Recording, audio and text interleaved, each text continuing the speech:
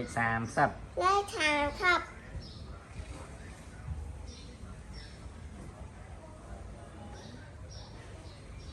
Lệch xàm sập muôn. Lệch xàm sập pi. Ý bạn lệch xàm sập tuần này. Xàm sập sắp. Lệch bay hay lệch xôn.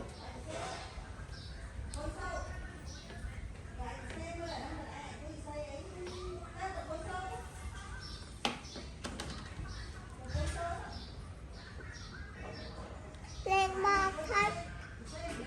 Lệch xàm sập. Lệch xàm sập muôn.